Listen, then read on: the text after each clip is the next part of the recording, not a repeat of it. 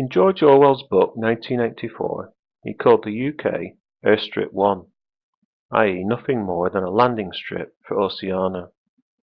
I'd like to think if he was alive today, he'd call the UK Retail Outlet 1, nothing more than a strip of land for the US to sell goods and milk us dry by way of paying zero corporation tax. In the past, I've commented on this subject to friends and family, etc., and as a rule always get two key responses. One, they are acting perfectly within the law, and two, they are big employers and their contribution to society and the economy is justified even if they pay zero corporation tax, because their employees are paying income tax and national insurance. The law is an ass. It always was, is, and always will be. It could be changed at the drop of a hat, but is in its current form to facilitate the political elite and large multinational businesses. So what about them being big employers?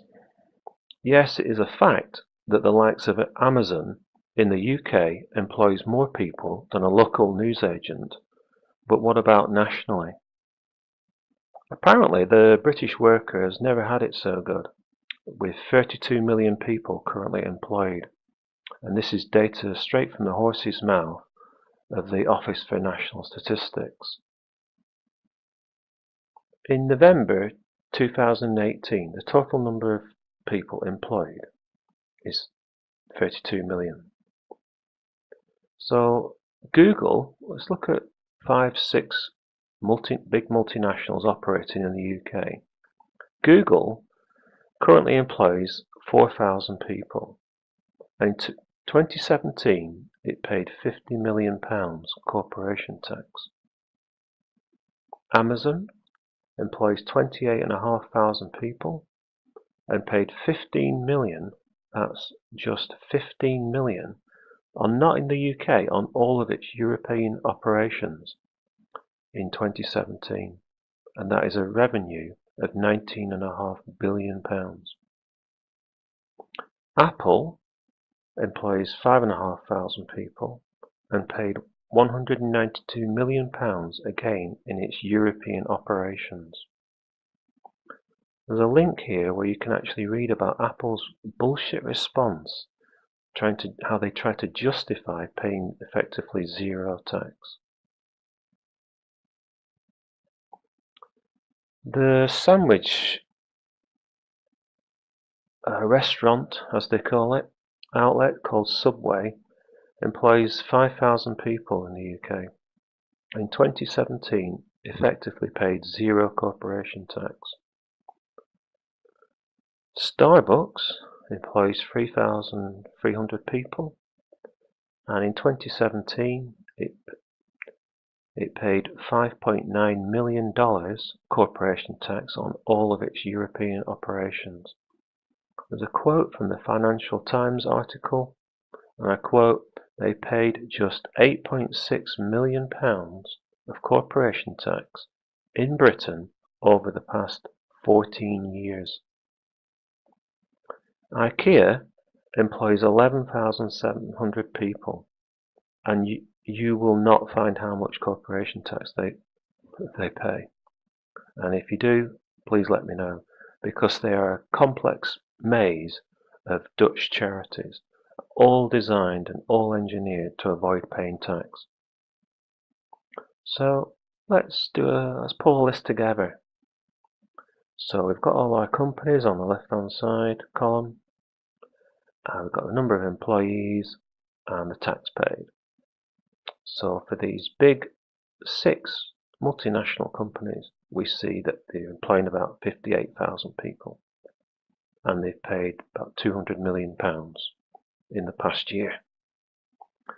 As we said before, there's 32 million people employed in the UK.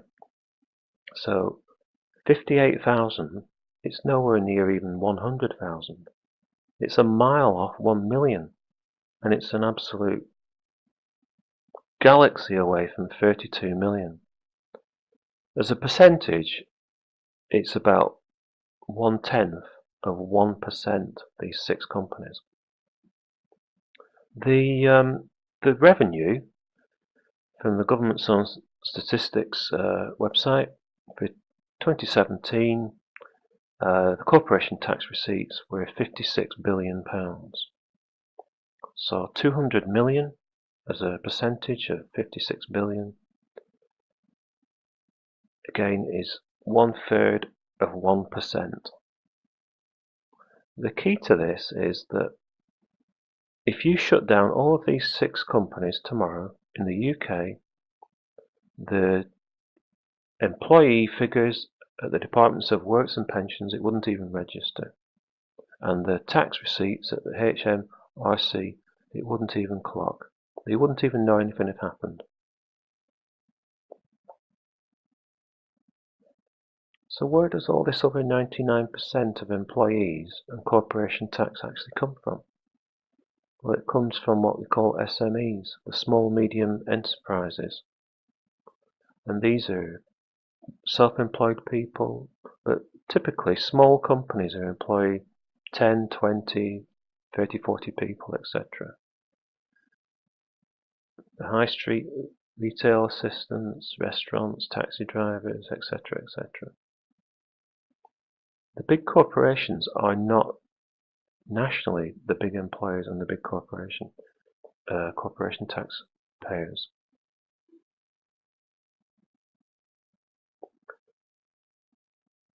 If you're an employee, you know that there's a clearly defined fixed rates of taxation, and if you run and own a SME, there is clearly defined rates of corporation tax. Multinationals, they just pay what's negotiated. A guy will go to the HMRC from Google and Amazon, and they will go in a room and they will just negotiate how much they're going to pay. He'll say, I'll pay 10 million this year. HMRC, could you stretch that to 15? 12 and a half? Yeah, okay then. It's completely negotiated. It's an absolute disgrace. And every so often, a UK MP speaks up about this injustice, and there'll be a lot of huffing and puffing for a few weeks, but eventually nothing will change. And why is that?